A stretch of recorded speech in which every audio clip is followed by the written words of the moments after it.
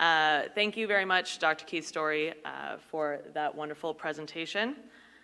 While I mentioned earlier that we have a very busy schedule today, I wanted to make sure that we stay on track. So we are going to move forward to our implementation panel. And there is a slight change in the schedule today. We have my co-chair, Dr. Janelle Skierd, from the College of the North Atlantic, could not attend today due to this never-ending winter. So I'm continuing to be your chair. However, thankfully, I had someone who could step up to moderate the panel. And so we have Gerald Saunders, the VP of Sustainability with Newfound Gold, to be our moderator for today's panel, which is titled From Impact to Influence, Community Leadership in Mining Development. I will also introduce just the names. Jared's got the bios for the rest of our panelists, and you can join me on the stage when I say your name. We also will have two panelists calling in, again, this never-ending winter. So please welcome Mayor Mike Browne of Grand Falls-Windsor, Mayor Percy Farwell from Gander, Mayor Garrett Watton from Appleton, Vice Chief Colleen Paul from the Qalipu First Nation, and Deputy Mayor Gerald Bursey from Buchans. Thank you.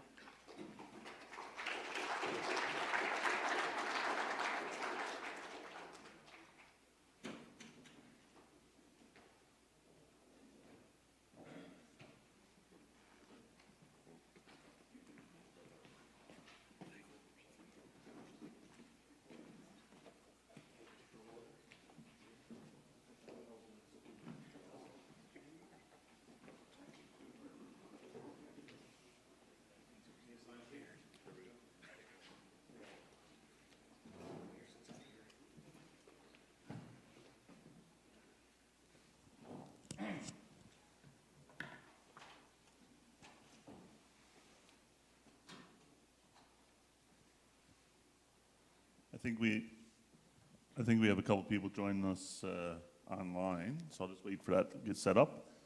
Please bear with me. I found out late last night that I'm now up here, so I'm doing this a little bit by the seat of my pants. So hopefully it goes well. Join the crowd.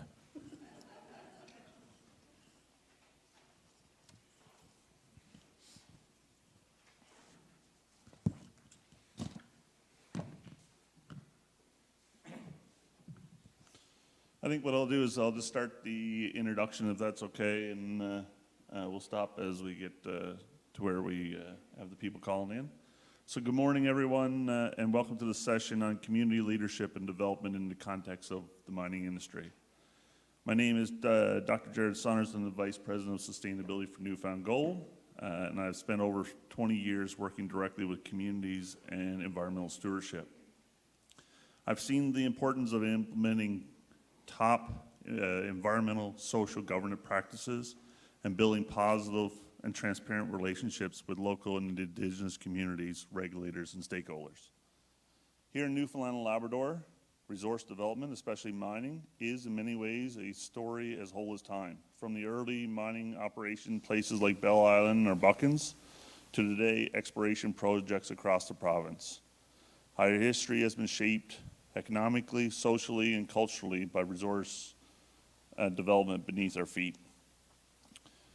But while mining itself isn't new, the way communities interact with industries are changing. Communities today, municipal and Indigenous, are not just places where development happens. They're right holders, partners, decision makers, and often leaders defining what responsible development looks like on the ground. There's a growing expectation in development must do more than just generate economic activity. It must contribute to long-term community well-being. It must respect land, water, and culture, and must create benefits that last long beyond the life of the project. At the same time, communities are navigating complex issues and balancing opportunities with risks, growth with sustainability, and in many cases, immediate needs with long-term visions for their people. That's why conversations like this are so important. Today, we're fortunate to have a panel that brings together a range of perspectives from municipal leadership and Indigenous voices, each with direct lived experiences at the front lines of these decisions. My hope is that this discussion goes beyond the usual talking points, that we hear both what's working and what needs to change, and we leave with a clear understanding of how industry and communities can work together and move forward in a way that is more inclusive, more accountable, and ultimately more sustainable. With that, I'm thrilled to introduce today the panel. If it's okay, I'll just go down through the bios and keep things moving. So today we have Deputy Mayor Gerald Bursey. Gerald Bursey was born and raised in Buchans. In 2022, he and his family returned home, bringing with him nearly 15 years of experience in the mining sector. Throughout his career at Dyno Nobel, where he currently serves as sales manager for commercial operations in the region, Gerald supports project development, technical services, and long-term partnerships with major mining operations. Elected to Buchans Town Council in the fall of 2025, he now serves as deputy mayor, bringing an industry and municipal perspective and a focus on long-term capacity, strong relationships, and responsible development grounded in safety, environmental stewardship, and long-term sustainability. So thank you. Mayor Mike Browne was born and raised in Grand Falls and has long served his community through volunteering, local sports leadership, and community initiatives. He has held key roles in hockey, baseball, and golf, including president of minor hockey, more than a decade with the local baseball association, and over 25 years as an executive member at the local golf course. He has built a career in public service and helped lead projects such as improvements in Centennial Field. First elected to town council in 2016, he served as deputy mayor before being elected as mayor in 2025. As mayor, he is focused on strengthening the community, sustainable growth, economic development, and healthcare, and enhancing recreation partnerships while remaining approachable and responsive. So thank you. Mayor Percy Farwell has lived in Gander since 1967 and holds a Bachelor of Commerce from the Memorial University of Newfoundland and a Certified Small Business Counselor designation. After starting in the private sector, he spent 27 years with the Government of Newfoundland and Labrador in regional and economic development, including 17 years as regional director, retiring in 2017. First elected to Gander Town Council in 1993, he served 12 years in leadership roles, including 6 as deputy mayor, and later returned to be elected Gander's 9th mayor in 2017 and re-elected in 2021. He serves on several regional and provincial boards and remains active in the community through the Avian Players Theatre Group, over 35 years, sports and volunteer work. He is married to Andrea since 1992 and has 2 sons. Thank you for being part of the panel. Mayor Garrett Watson is a municipal leader and aviation professional with experience in public service, infrastructure delivery, and operations. Elected to town council in 2016, he has served as mayor of Appleton since 2017. Under his leadership, the town has secured over $6 million for infrastructure and community development, expanded his business park, and advanced policies supporting residents and employees while maintaining strong government and stakeholder relationship. He is the manager of security and facilities at the Gander International Airport Authority, overseeing security, regulatory compliance, and facility operations with partners including Transport Canada, CATSA, and NAV Canada. He began his career as an electrician and brings hand-on experience, executive leadership, and a focus on integrity, accountability, and resilient communities. Thank you for being part of the panel. Vice Chief Colleen is a dedicated leader from Badger, whose work is rooted deep in deep commitment to community, Mi'kmaq culture, and land. Guided by the values of respect, responsibility, and collective well-being, she brings a community-driven approach to governance and leadership. She has over 10 years' experience in Indigenous education, member services, and financial management, a certified gratitude writer, and trained circle keeper. She has led and supported justice, healing, culture-grounded programming, including roles with Empowered Indigenous Women for Stronger Communities and the Mi'kmaq Culture Foundation. She co-chairs the financial and audit committees, serves on the executive committee, and represents Qalipu First Nations on the Provincial Indigenous Women's Steering Committee. Vice Chief Paul is committed to listening to and responding to the priorities of members across the territory with respect and integrity. Her leadership focuses on strengthening partnerships, enhancing collaboration, and building trust with municipalities, governments, and community organizations to expand opportunities for our nation. A strong advocate for mentorship and succession planning, she is dedicated to nurturing future Indigenous leaders and creating pathways for community growth and empowerment. She continues to champion diversity, inclusion, and culture preservation, working to foster pride, resilience, and unity among the people she serves. Thank you for being part of the panel today. The good news is you're done listening to me. Now I just have to ask the questions. So everyone, thank you for being part of this panel. Sorry, I'm gonna turn this a little bit so I can see the screen. Is there a way we can get that screen on this one? Okay. Sorry.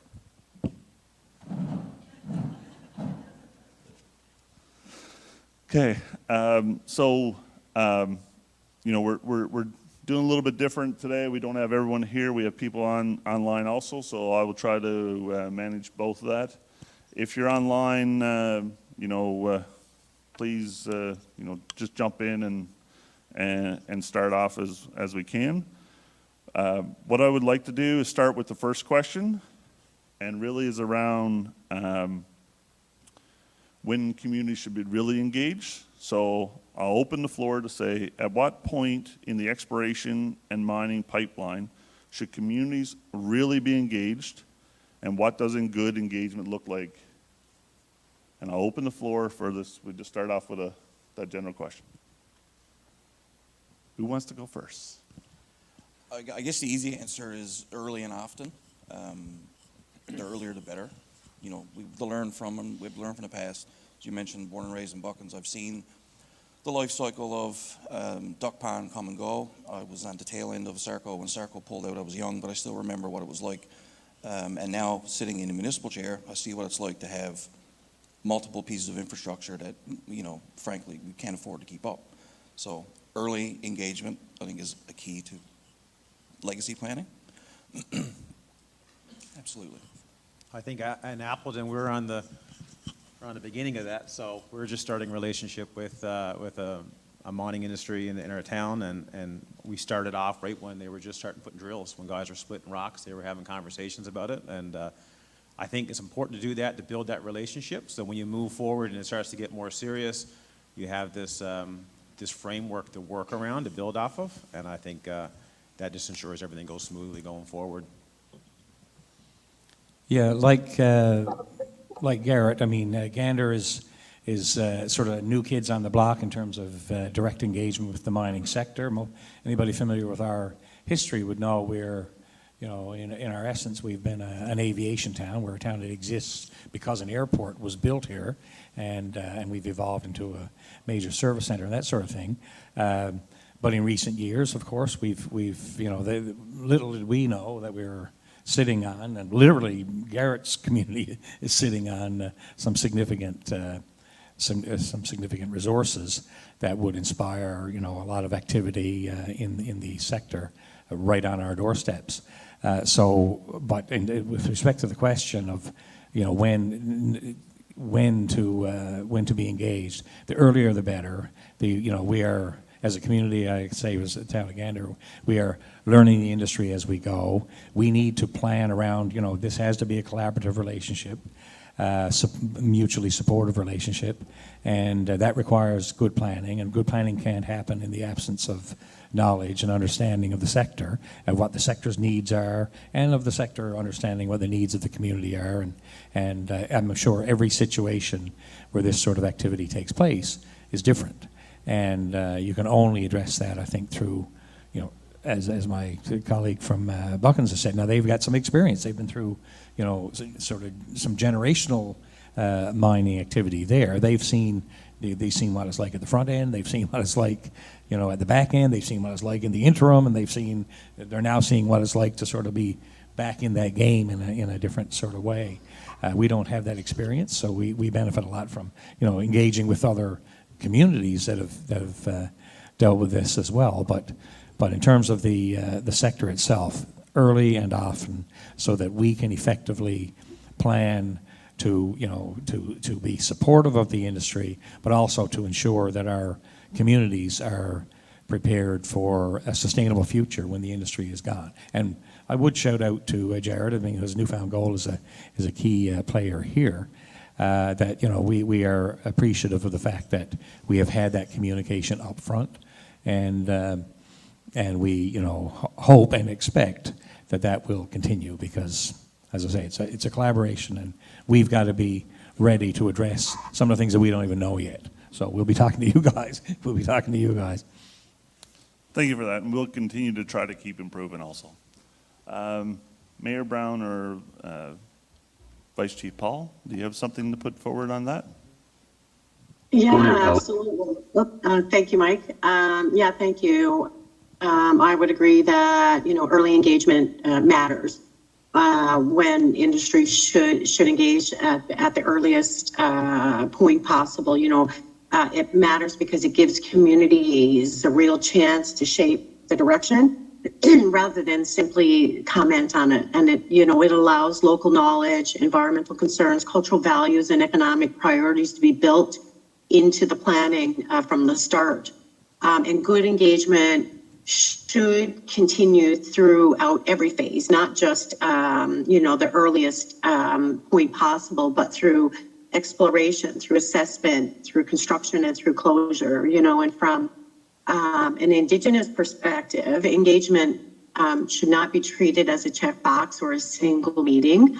It should be an ongoing relationship grounded in the respect and transparency and shared decision-making from both sides. And we know that communities are strongest when we're at the table early, often, and meaningfully.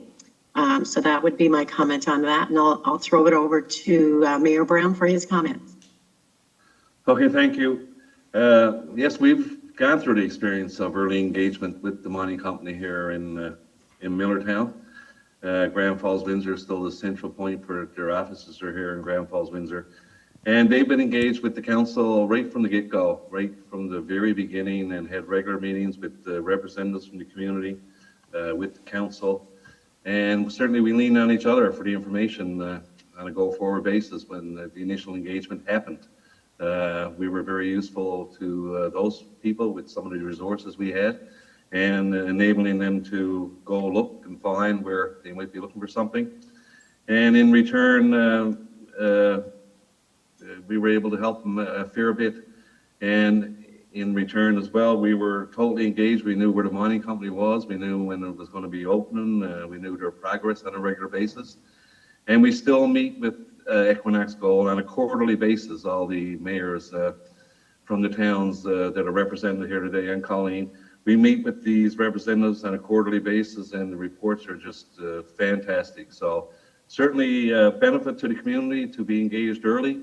And I don't think you'll have to worry about it, because I think the mining company will come see you anyway. Because like I said, they'll be banking on some resources we have that will enable them to move forward in a faster fashion. Thank you, everyone, for your input on that one. I'd like to also stick around the subject of benefits from a mining project. So the next question I'd like to pose there, and I'll start with the people online to answer it first. If you don't mind, I'll just go in somewhat of a reverse order. So from your perspective, what does meaningful community benefit from a mining project actually look like on the ground and not on paper? Well, we're seeing it here in Grand Falls-Windsor now every day.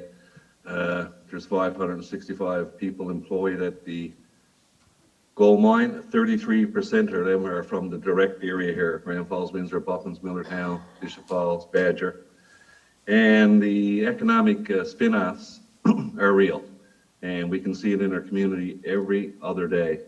In fact, a big spin-off from, and certainly a community benefit will be we got a lab opening here now. It's called MSA Labs. They analyze core samples for the mining company. And they will be opening an office here in Grand Falls-Windsor near the end of May. And there's 28 new jobs for the town and for the area. These people analyze core samples for the mining industry, and they're hiring 28 people. They're in the process of hiring 28 people now. So you talk about community benefits, like we're over the moon with the benefits from the gold mine here in Grand Falls-Windsor. I think we're not even at the tip of the iceberg. I think the benefits will continue to roll, and we look forward to that. Colleen? Awesome, thanks, Mike. We have a really good relationship with Equinox Mining. Meaningful community benefit for us. They've really, come to the table and valued, our partnership in a really positive way, by way of, good local employment with fair wages.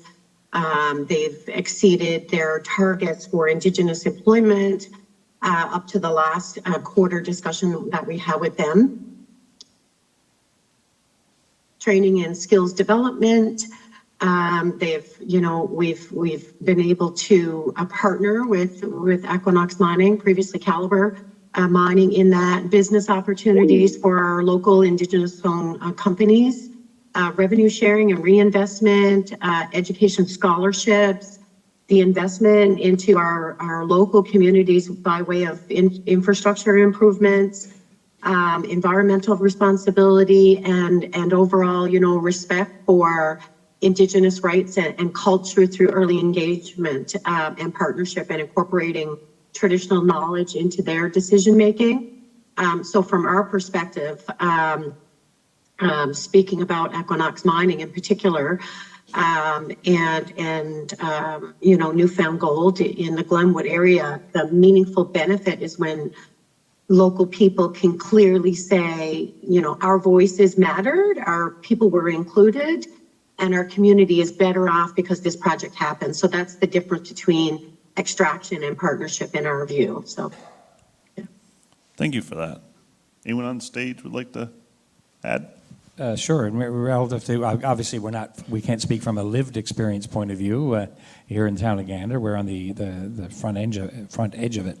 As I said, I really enjoyed actually listening to Dr. Story give for me, a sort of a historical perspective of the relationship between community and industry, and how that relationship and those benefits have evolved as the industry has evolved and so on. And while, I guess in the initial thing that comes to mind in terms of benefits is the, job creation, the opportunities for the supply chain, the opportunities for local business to engage in a sector like Brad that spoke earlier this morning, to engage in a sector they hadn't previously engaged in. And these are all great things and so on. But ultimately, no matter how large or rich the resource, it does come to an end. Every mine has a life cycle. And I think from a community's perspective, it's critical that as we engage and support and sort of collaborate with the sector while it's operational, we need to be, the mining company will come and go to another place. We'll still be here.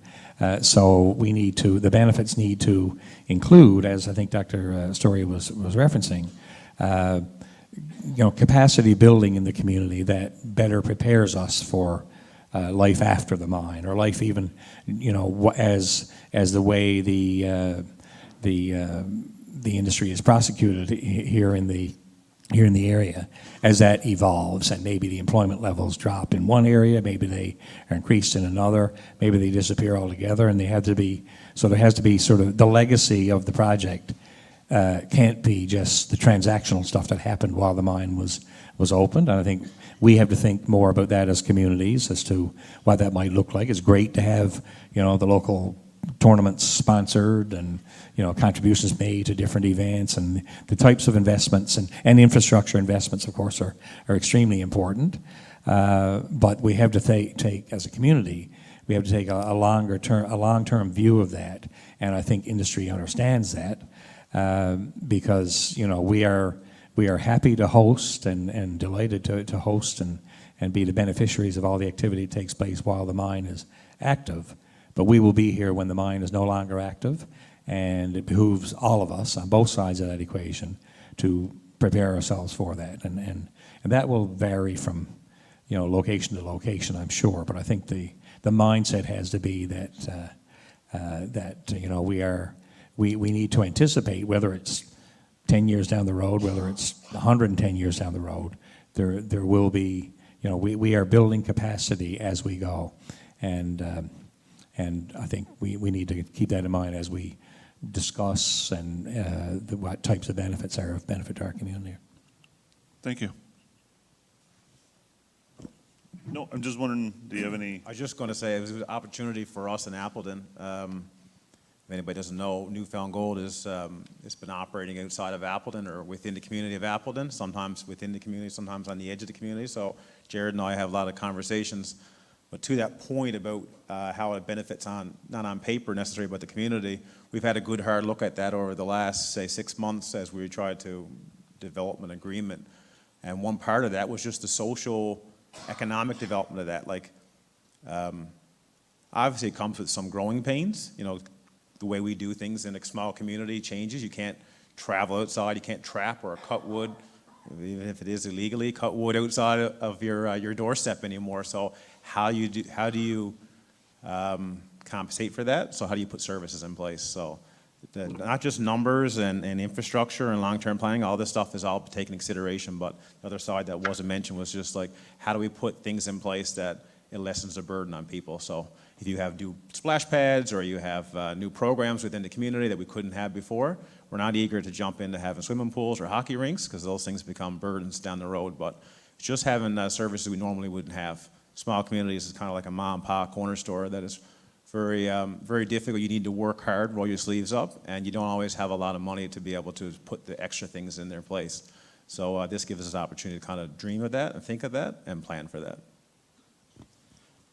Yeah, it's definitely, there's, for us residents of the town of Buchans, we've seen it, as I said, 3 parts in terms of how we're going to look at it. Throughout operations, engagement with Equinox has been fantastic, from Marathon to Calibre to Equinox. All the jobs, all the economic spin-offs, fantastic. What really matters, as you pointed out, is what's left after. Legacy planning is key. The other social point, I guess the social aspect that's really probably left off the list, all the folks who work at these mine sites and for the supporting companies and different services, their identity is very much tied to those mining projects. That needs to be considered when those mining companies are gone. There is a social impact there, and I think that's where these conversations need to take place more often. Different perspectives, but to really think about the social aspect of the impact of that when these operations close. Thank you for that. So I'm actually going to change around my questions a little bit from the conversation that I had, and I scribbled down a part of one here and changed it. So I like to, thinking about what happens to communities after the project ends. That's a subject that came up in a couple spots. So I'd like to ask, from your perspective, how should companies be planning from day one for when the project ends? I think Dr. Story summed it up best. It's thinking outside the box, thinking bigger. Being able to take a local service company who will do very well when the mine's operating, to be able to do something after, whether it's some kind of a different industry, whatever the case may be. But it's that outside the box thinking, the long-term sustainability thinking. I think that's what will really make a difference. And there's absolutely no reason why those conversations can't take place early. Thank you. Can I ask if someone online has a comment there? Yeah, I think legacy planning, should begin the moment a project is proposed, not when the resource is nearly gone. Companies need to ask from day one, as our friend just mentioned, that, what lasting benefits will remain once the operation ends. So that means building more than a mine. It means building people, building businesses, and building community capacity. So training workers in transferable skills, creating real opportunities for local and Indigenous businesses, and investing in infrastructure that communities can continue to use after closure should be a part of the original plan. And it also means having responsible environmental and economic closure strategies in place early. So communities shouldn't be left out with, shouldn't be left with uncertainty, unemployment, or environmental concerns once production stops. So strong legacy planning includes funding reclamation plans, workforce transition supports, and continued dialogue within the community throughout the life of the project. So if a company plans only for extraction, then the benefits are temporary. If it plans for legacy, the positive impact will last long after closure. So those would be my comments. Mike, what about you? Okay, I'm basically the same. We need to discuss with the local mining company here the end game on a continual basis. Like I said, they do a great job communicating with the local municipalities in the area. And I'm confident that will be discussed, and there will be a plan going forward with respect to when the mine life ends. Fortunately, here in Grand Falls-Windsor, there's massive exploration taking place near our community now for precious metals. So we expect although the mining life of the Equinox Gold might end, we expect the mining industry to be alive and well for quite some time here in Grand Falls-Windsor. And like I said, it's important for the communities and the municipalities to engage with the hierarchy of these mining companies and ensure that when the mine life ends, that there is a plan in place. And I'm confident that will happen with respect to Equinox Gold. They've been nothing but when I say they're as good as gold, I really mean it. Thank you very much. Anyone else have a comment?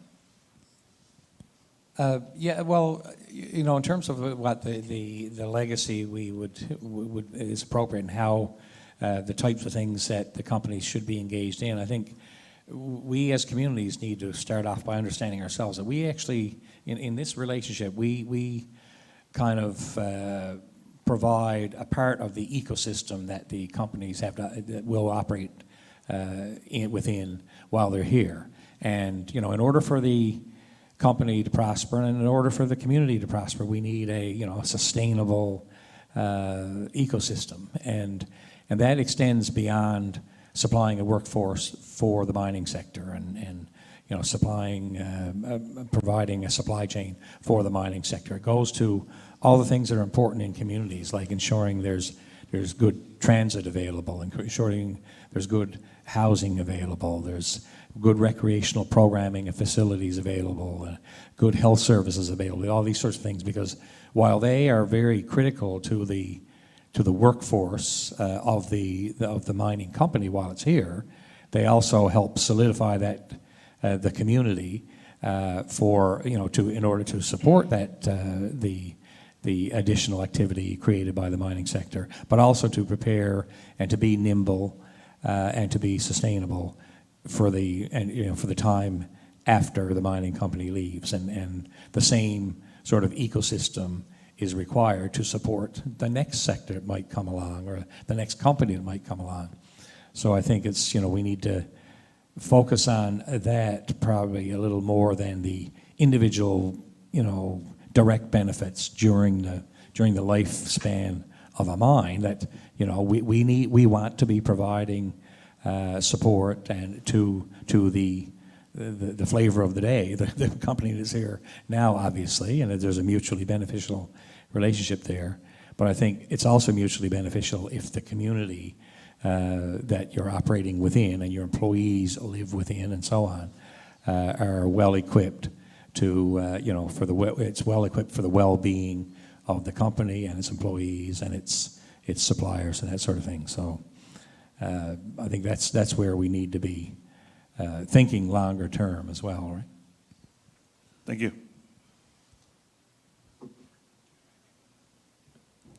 I want to change around a little bit now, the questions and move into, barriers, a little bit around barriers. So I'll ask this one. What do you think is the biggest barriers preventing local residents from accessing mining jobs or the contracts?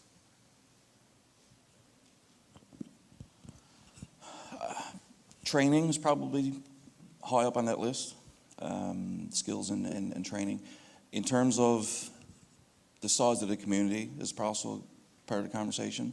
Town of Grand Falls-Windsor, town of Gander versus the town of Buchans, significant difference in population. With that is a significant variation of the types of businesses that are there that can support. So even though there may be opportunities for local contracts, the challenging thing is finding a local business in a small town that may be able to support. Okay, thank you. Anyone else?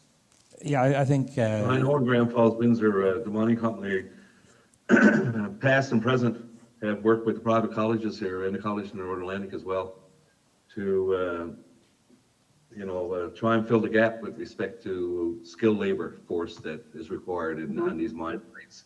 So we've begun that process. We're hoping that private colleges will, in the near future, offer mining courses that will help Equinox Gold as well as help the community. And I think that we look forward to that happening in Grand Falls-Windsor in the very near future. Like I said, the discussions have already begun, and we anticipate these colleges to be offering our young people courses that would allow them to be employed in the mining industry. Thank you. I think, you could sum it up with like awareness, I think, and communication is critical to ensuring that local residents, local businesses avail of the opportunities that are presented. You can't take advantage of something you don't realize is there in front of you, and that starts in the school system and through the local chambers of commerce and supplier development forums and all these sorts of things. Training, like Mike is talking about, making the appropriate training available for that, for people who might be aware of and be inspired to want to pursue careers in the sector, and that benefits both sides of this equation as well, because all of this has to be about mutual benefits, mutual give and take kind of thing. So I think kids growing up in our areas need to understand that as an option. There's a lot of different types of careers, and they're becoming more and more technologically focused, and they're not all heavy equipment and labor and that sort of thing. So there are a number of opportunities that I think if people, as they're on the front end considering careers and so on, they have a better understanding of the options that might be right there in front of them, that and in the current climate, right on their own doorsteps. It's a workforce, like if you're talking about the employment side of it, workforce in the mining sector has tended to be a bit migratory. You'd have to go where the action is, and it's it's not every day you can get a situation like we have here in central Newfoundland where people growing up here can come home, sleep in their own beds at night, and go off to their job, and they're not 200 miles from nowhere in a camp somewhere, right? So I think awareness of the opportunity, and for both the residents and also the businesses, that give them a chance, let them dip their toe in the water in supplying the sector, and good entrepreneurs and good businesses will figure it out. They'll figure out how to best support the industry, and by doing that, advance their own business interests. And so it's all about communication, I think, and awareness. Okay, thank you for that. In the interest of time, just to make sure that I stay on schedule, I have a question that I'd like to put out there, and I was thinking about the panel as I was looking at everyone's bios. We have a lot of experience here and all that stuff. So I'd like for us to think about, someone that's newer starting in the industry that may be sitting here, listen to us talk today. I'd like to ask each one of you to, share, what you think is either going well or an area of improvement that mining projects could improve on with interactions to your community for someone that's, newer getting into the field. So thinking about what is something that, is being done well, make sure you continue to do that, or there's an area of improvement. Think about this as you're starting out your career in your interactions with communities. I'll start this one. In Ontario, there's a one-stop shop. So if you were in the mining industry, you want to apply for a permit, and you go to one office, you submit your proposal, and then it disseminates through all the organizations and comes back to one point. So I think that's where Newfoundland needs to move. We need to move in that direction to make it easier.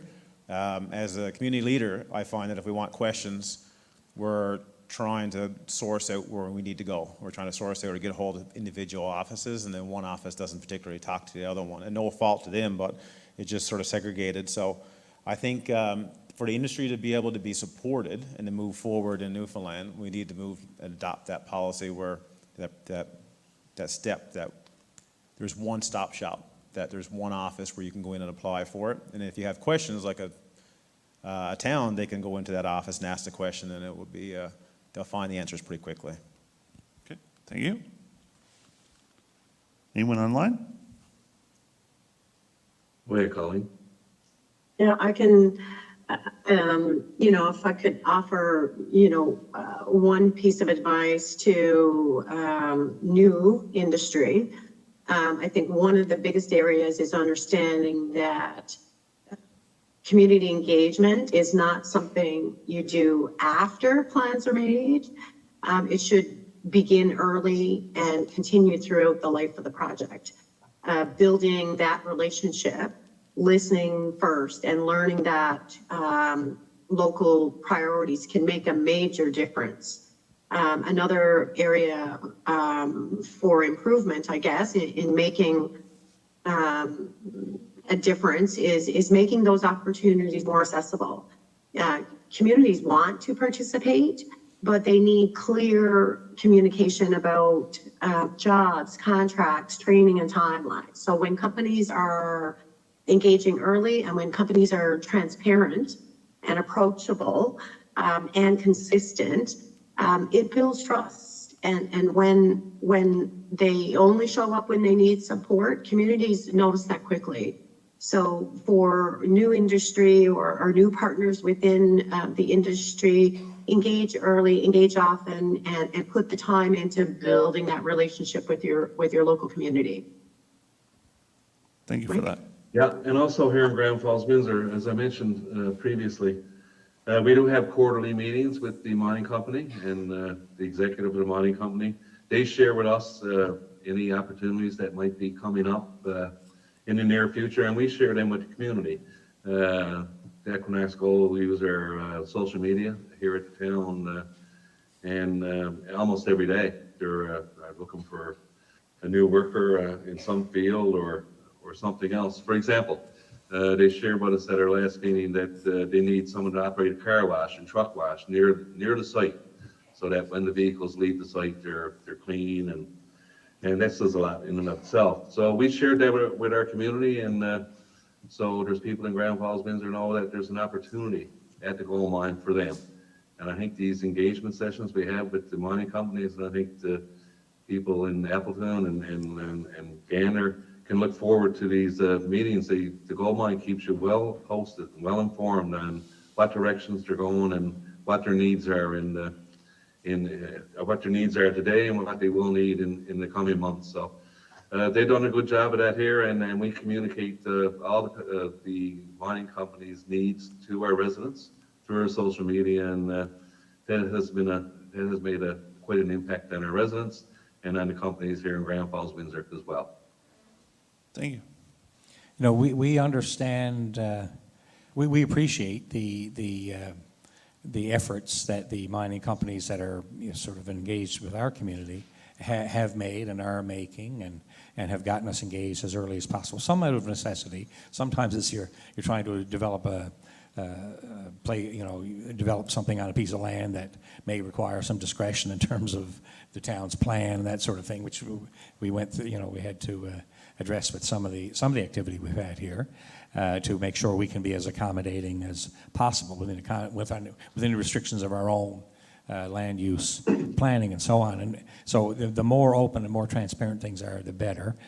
We do understand that, you know, this sector is you know, primarily or largely publicly traded entities that have regulatory requirements regarding information sharing and all these sorts of things that maybe sometimes we would like things to be more transparent than they are, or more open and, you know, publicly discussed than they are. I do understand that there's certainly some guardrails there and some restrictions around you know, the protection of information for publicly traded companies and that sort of thing. But those regulations also emphasize openness and transparency. So you know, as long as everybody's making every effort to go to the limit of how engaged you can be with the public, and because we get the stuff if one part of the operation slows down and a handful of people get laid off, we hear that, oh, sounds like they're pulling out of here, sounds like it's all over, right? And so, you know, that doesn't do anybody any good. So the more in the loop we are with even some of the nuances that to the mining company might not seem significant, you know, 2 layoffs in a town size of Gander. Someone says, I knew that was going to amount to nothing. They're already laying people off, you know. So the more we are familiar with maybe the ebbs and flows of the cycle, because we know, you know, there's ups and downs, there's increases and decreases in levels of activity. So the more I think we are, as a community, the more we're familiar with that and able to understand that and possibly explain that to our citizens is helpful as well. Thank you. With that, I want to thank everyone for your insights today, your feedback, and also for all your support. And you know, when I jumped into this red seat a couple minutes ago and flew by the seat of my pants, so thank you very much for your help in making this an informative session. Thank you. Thanks, Gerald. Thank you. Thank you. Thank you very much.